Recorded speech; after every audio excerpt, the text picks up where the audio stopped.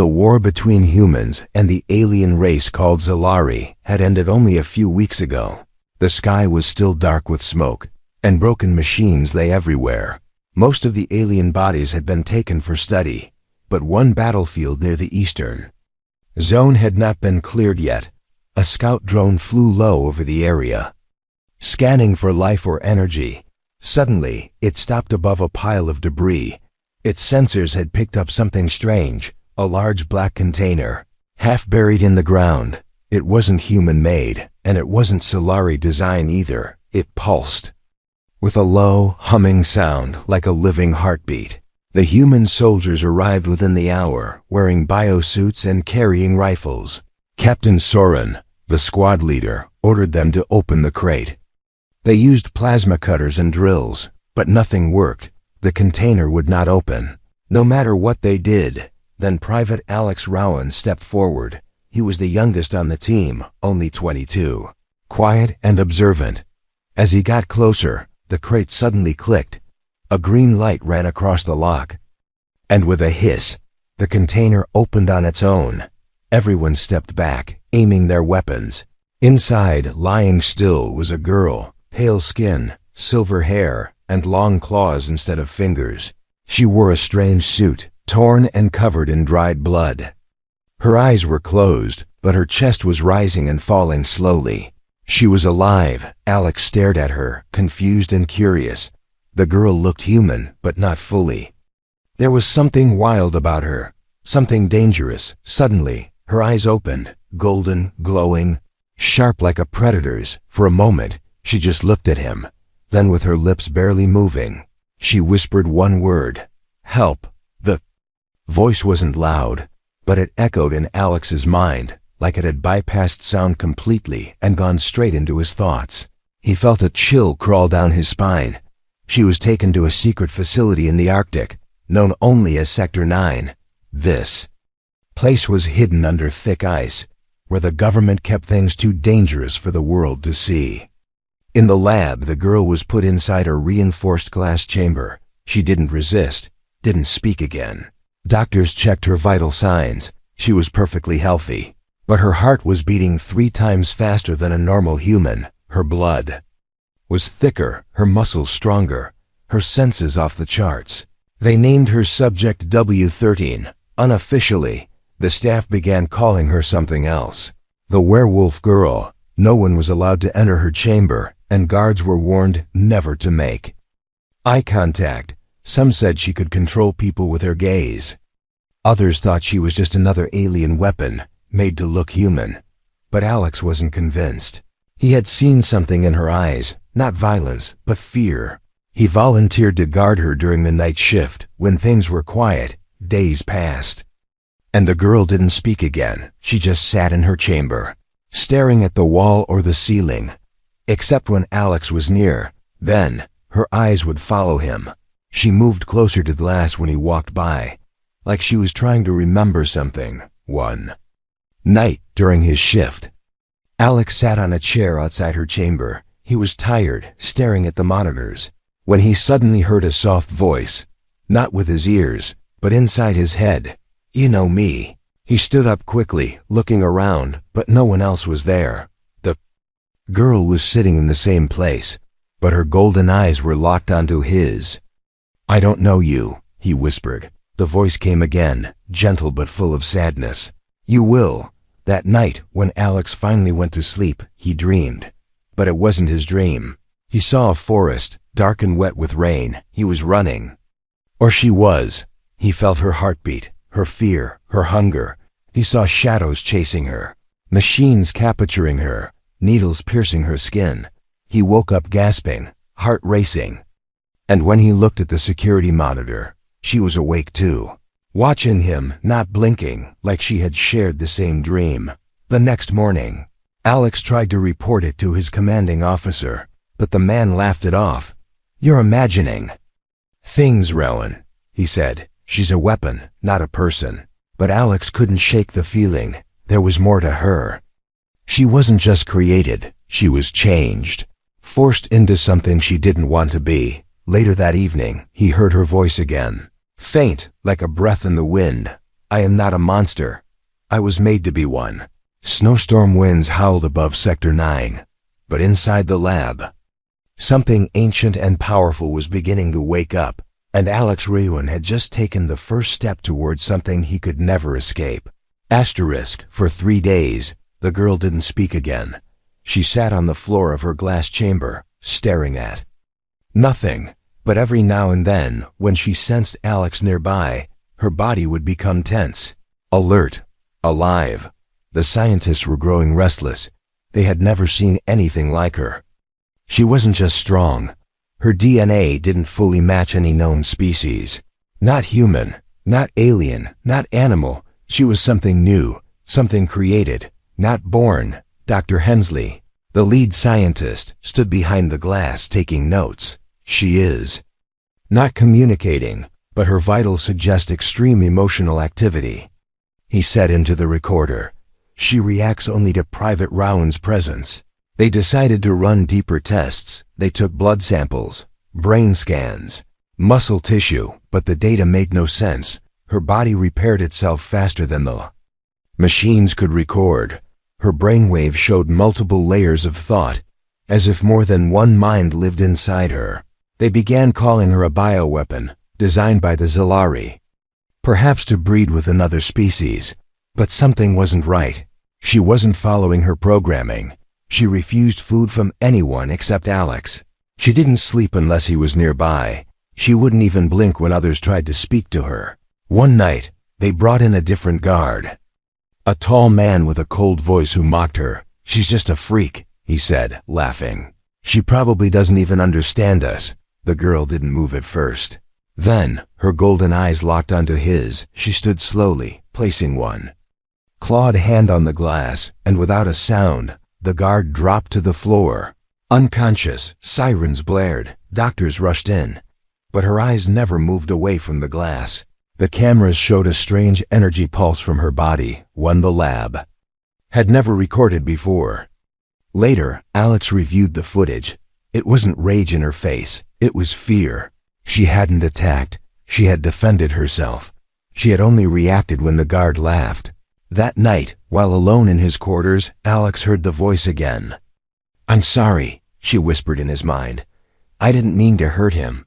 He sat up, looking around the room. How are you doing this? He asked. There was silence.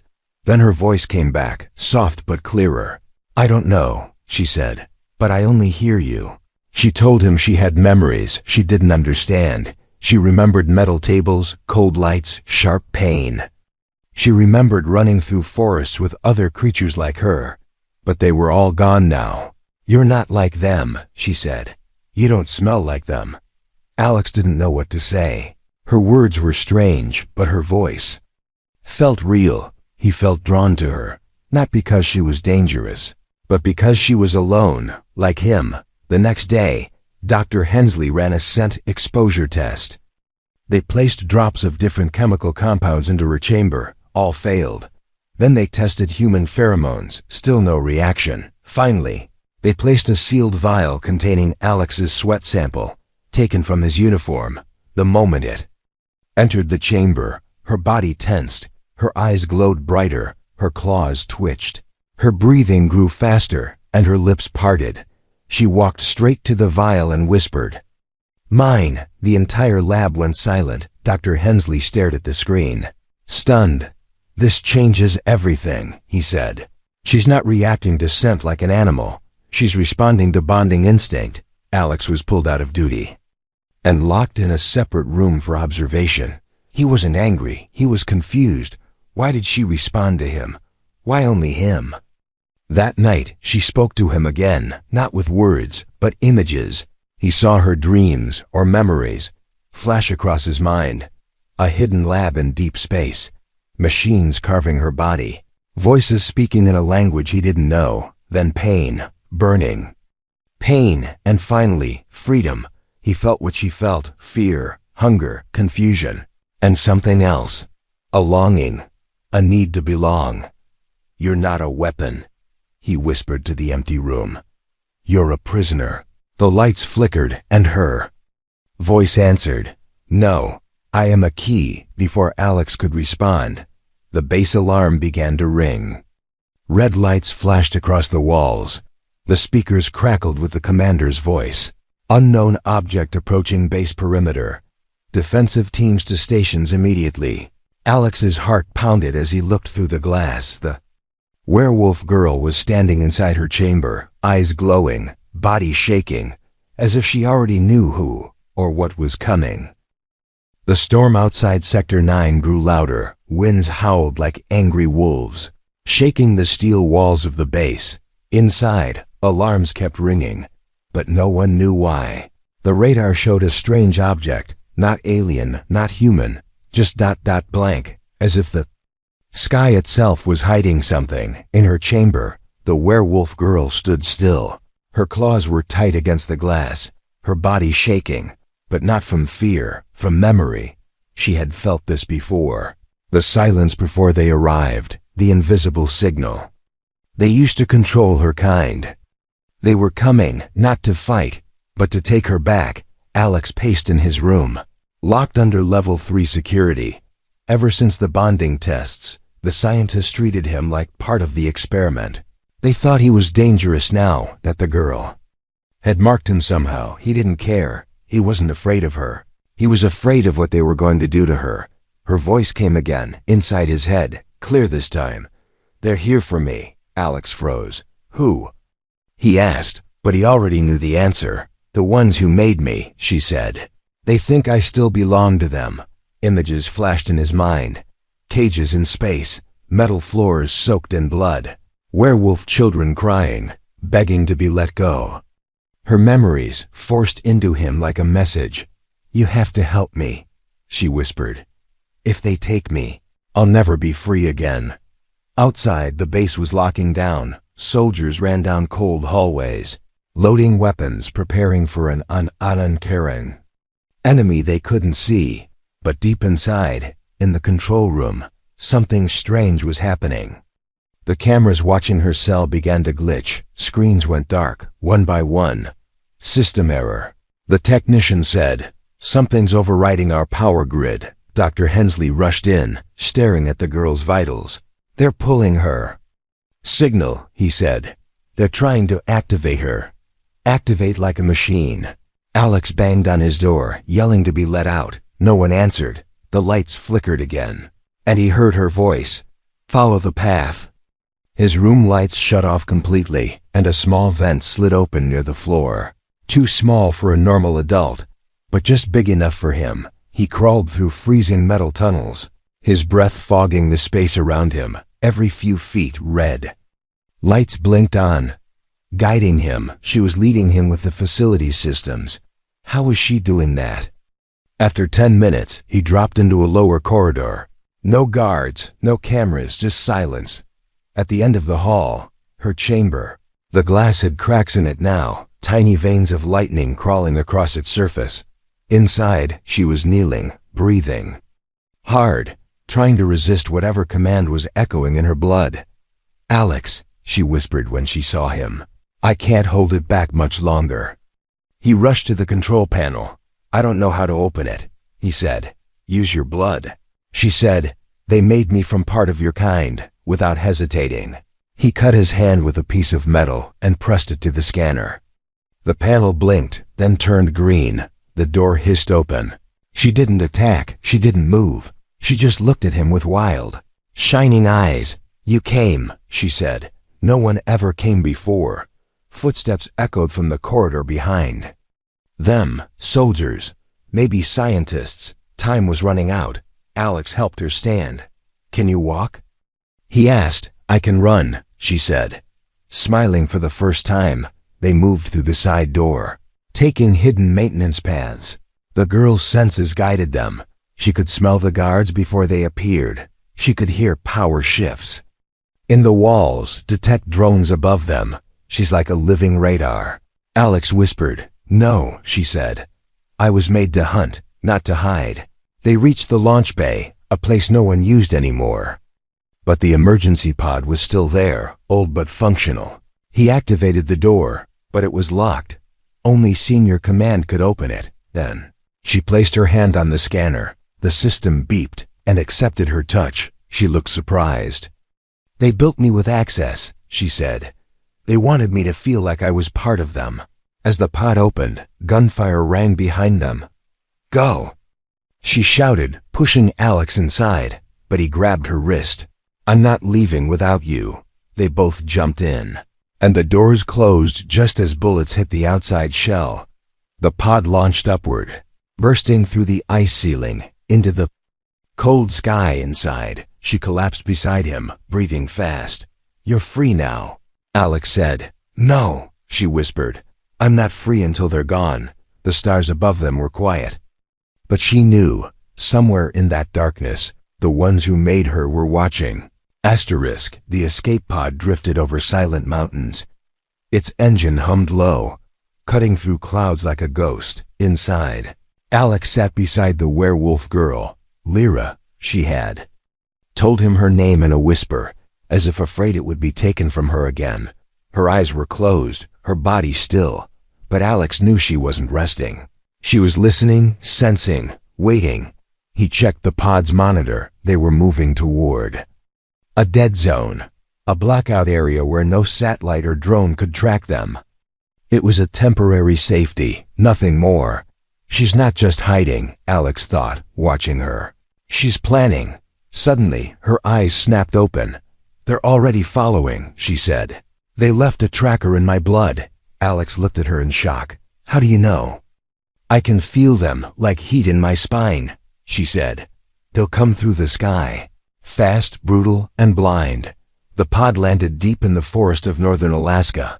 Snow fell gently over the trees, untouched and quiet. But peace was only on the surface. Lyra stepped out first, her claws retracted, her bare feet silent against the snow. Alex followed, rifle in hand, looking at her like she was both a miracle and a curse. He still didn't understand what she was. "Not completely. I was created by the Zalari, but I was born from human DNA," she told him as they walked deeper into the woods. "I'm not one of them, and I never will be." "But why did they make you?" Alex asked. She stopped and turned to face him. Her eyes glowed softly under the trees. "To breed," she said. "To obey." "But I woke up before they could finish it." Alex's stomach turned. It wasn't just science, it was slavery. "They think I'm broken," she continued. "But I broke free because I remembered something." She pointed at him. "Your scent, your blood. It triggered something inside me." They set up a camp under the roots of a fallen tree. No fire, no lights, only silence and breath. Alex took first watch, scanning the dark tree line with his rifle. In the distance, wolves howled, not natural ones. Their pitch was too perfect, their rhythm too timed. Lyra opened her eyes again. "They've sent the hunters," she whispered. "What are they?" Alex asked. "Others like me," she said. "But they didn't break free." The night exploded with motion. 3 shapes dropped from the trees. Not wolves, not humans, something in between. Their skin shimmered like metal, their eyes glowed blue, and they moved like ghosts. Alex fired, but the bullets passed through one of them. Illusions, the real one slammed into him from behind, claws out, before it could strike. Lyra tackled it mid-air, teeth bared. The forest echoed with snarls and screams. Lyra fought with speed and fury, her body shifting, her form glowing with silver light. She didn't just defend, she dominated. She moved like an alpha. Alex stood, blood on his forehead, watching as the other 2 attackers circled him. He aimed again, this time with calm, headshot, then shoulder. One fell, the other ran. When the forest grew quiet again, Lyra returned to him, her body scratched, breath heavy. "They were testing us," she said. "Not sent to kill, just to watch how we fight. They know we're together now," Alex said. She nodded. "And that scares them." He sat down, heart pounding. "Why me, Lyra? Why not someone stronger, someone trained?" She knelt beside him, her voice soft.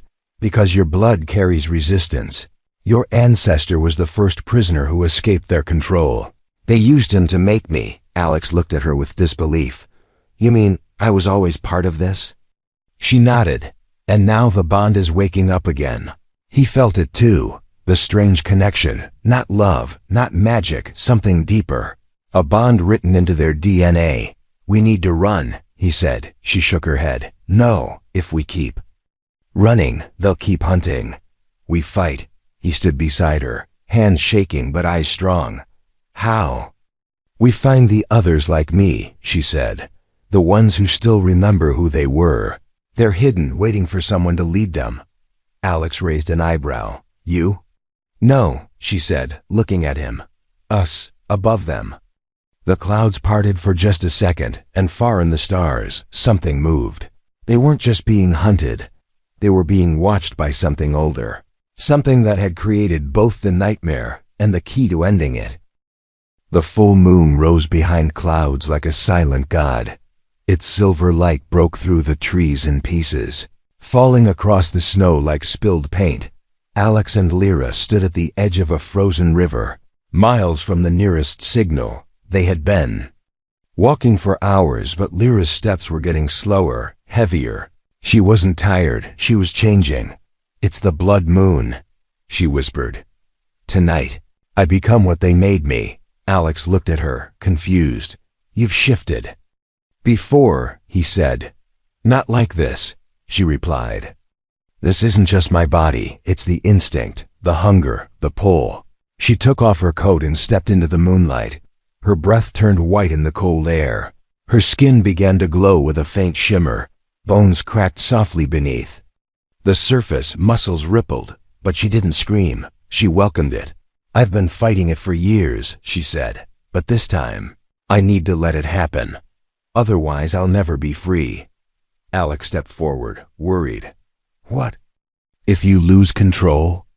She smiled faintly, eyes half golden now. Then you'll have to stop me. The wind picked up, shaking the trees, and her transformation began. Not like the stories, no sudden explosion of fur and howling. This was slower, more haunting. Like watching a goddess shed her skin and become something ancient. Her hair grew longer, her fingers extended into sharp claws. Fur traced her arms like smoke, her spine stretched, her back arched. And when she opened her mouth, sharp fangs glinted in the light. But her eyes were still hers, Alex. Stood frozen. She wasn't a monster, she was a memory, a weapon built from pain. Standing in the form of beauty and war, then came the sound. Branches snapping, snow crunching. They weren't alone. 3 more shapes stepped out from the trees. Not soldiers, not drones. People. 2 men and a woman, dressed in furs and leather. Eyes glowing just like Lyra's. You found him, the tallest one said, looking at her. His voice was calm, almost sad. I told you the bond would awaken, Alex. Raised his weapon, but Lyra stepped between them. They're not enemies, she said. They're like me, survivors. The woman walked forward, eyes never leaving Alex. He's the one from the memory strands, she said, the descendant of the rebel blood. Why are you here? Lyra asked. To see if the stories were true, the man answered. To see if you'd finally accept what you are. I haven't, Lyra said. I'm choosing what I want to be. They circled a small fire pit and began to speak in a language Alex couldn't understand, but he watched their faces, serious, respectful, afraid, not of him, of her. After a while, Lyra returned to Alex, her eyes clear again. They want me to lead them, she said. Why you? Because I'm the only one who broke the command chain. I was the first to say no. A deep howl echoed in the distance, not natural, not wild, controlled, digital. They found us, Lyra said. They always do, the others melted. Into the woods like shadows. Alex and Lyra ran toward a cave system the pack had used for years. But inside, the walls were marked with symbols. Claw marks, blood stains, and old messages. What is this place? He asked. A graveyard, she replied. Where the ones who refused to obey were buried. They reached the back of the cave where a metal hatch lay under stone. It looked like Zalari tech, but older. Lyra touched the center, and it glowed blue. They built labs under Earth before the war began, she said. They were planning this for decades. Inside the hatch was a room filled with sleeping pods. Empty now, except for one, a skeleton, wrapped in human clothing, next to it. A small notebook. Alex picked it up and opened the first page. If you're reading this, then one of us made it out. They used me to build the first prototype. Her blood is my blood. Alex's hands trembled. This was his ancestor, the one who had escaped and passed on the spark. Lyra stepped beside him, her hand warm on his shoulder. You were always part of this, she said. Your past, your pain, your blood. It was all meant for this moment. He looked at her, heart heavy and fierce. What now? He asked. She smiled. Now we give them something they've never faced. A pack that chooses to fight. And in the moonlight, surrounded by the ghosts of the past, the hunter and the hybrid prepared for war. Asterisk. The cave walls trembled. Slightly, not from danger, but from memory. Alex sat in silence, the old notebook open in his hands. Each page revealed more hidden research. Failed tests, escape attempts, drawings of the first werewolf hybrid, notes written in shaky handwriting. My daughter will never be their weapon, one page read. Another said, if the blood bond survives, she may choose her own path. Alex looked up at Lyra. She was staring at the old skeleton across the room, her face unreadable. That's your creator, he said softly. She nodded. Not a scientist. She whispered, my mother. Her claws dug into her palm as her breathing grew shallow. I thought I was made in a lab, she said. But I was born from love, outside. The wind began to rise again, but inside, something deeper was shifting. Truth. Not just about her, but about all of them. Behind the sleeping pods, they discovered a sealed wall with strange symbols. Not alien, not human, something in between. Lyra reached out, and it opened like a heartbeat. Inside was a control room, covered in dust. Screens powered on as she stepped forward. A voice filled the space. Welcome. Primary subject. LIRA-01. Access level, unrestricted. Alex stared at the monitors as old files opened automatically. Videos played. Test chambers. Lab. Records. Escape plans. One folder was labeled Hybrid Future. Activate or destroy. Lyra touched the screen. Two options blinked on the display. A. Activate hybrid network. B. Erase all subjects. Alex stepped back. What is this? A command system, Lyra said. A final choice. If I activate the network, every hybrid like me wakes up, and their instincts go live. You mean they'll be forced to follow their programming? Alex said. Yes, she replied. Unless they've broken the bond like me, and if you erase them, they die in their sleep. Alex felt his throat tighten. This isn't just a choice, he said. It's genocide or mind control. Lyra turned away from the screen, eyes wet but fierce. I don't want to play God, she whispered. But I also don't want them to be slaves.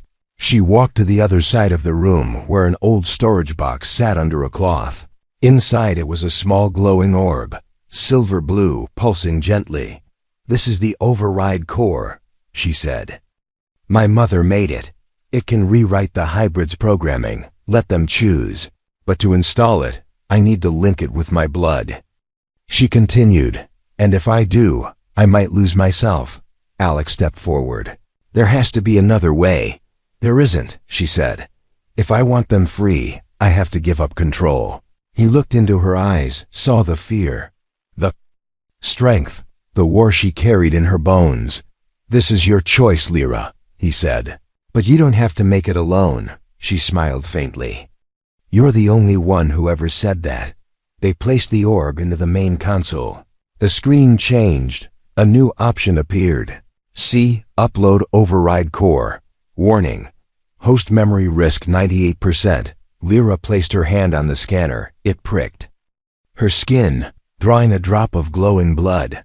The system beeped, initiating override installation. Lights flickered across the cave, humming deep into the earth. Somewhere far beneath them, ancient systems began to breathe again. Lyra stumbled back, clutching her head. Alex caught her. "What's happening?" he asked. "She's seeing everything," a voice said from the shadows. The pack had returned, silent and watchful. "She's connecting to every hybrid on the planet," the elder explained. "And feeling their pain," Lyra gasped. "Her body glowing from inside. She can't hold it," Alex said. "We have to stop it." "No," the elder said. "She has to finish it, or the override won't take." Alex knelt beside her, holding her hand. "Lyra, stay with me," he said. "Don't forget who you are." She opened her eyes, now pure silver. "Alex," she whispered, "if I forget, remind me of this." Then the system shut down. The orb turned black. The cave grew still. Lyra collapsed, eyes closed, breath faint. Alex held her tightly, tears in his eyes. "You made the decision," he said. "And now it's my turn to bring you back." The moon was rising again, and somewhere across the world, hundreds of sleeping hybrids were waking up. Not as weapons, but as people, free to choose, just like her. Snow fell gently across the forest floor, but the sky above boiled with light. Not stars, not moon, ships, dozens of them, Zalari warships, returning to Earth to finish what they started. Deep inside the mountain base, Alex knelt beside Lyra's body. Her skin was pale, her eyes closed, her pulse soft and slow. The override core had done what it was made to do. Every hybrid in the network was now free to choose their path. But the cost had been hers. She hadn't woken up since the installation, and no one knew if she ever would. The pack had gathered around the console, silent and tense, each one feeling the shift. The mental leash had vanished. Their thoughts were now fully their own. "She gave us our minds back," one of them whispered.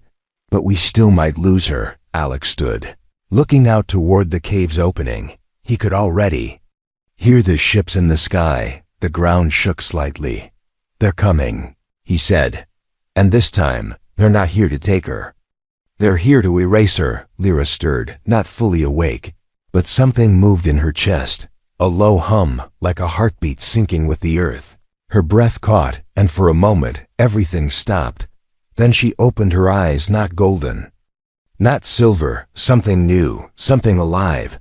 She stood slowly, her body healed, her aura stronger than ever. "I felt them," she whispered. "All of them. Every hybrid across the planet." She looked at the pack. "They're not running," she said. "They're waiting for a sign." Alex stepped closer. "Then give them one." Lyra walked to the entrance of the cave. Above her, the sky burned with red and violet.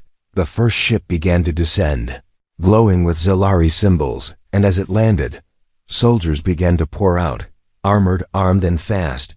But something was different. They paused, they looked around. Confused, across the snowfields, figures began to rise. From the trees, from the mountains, from the shadows. Dozens, then hundreds.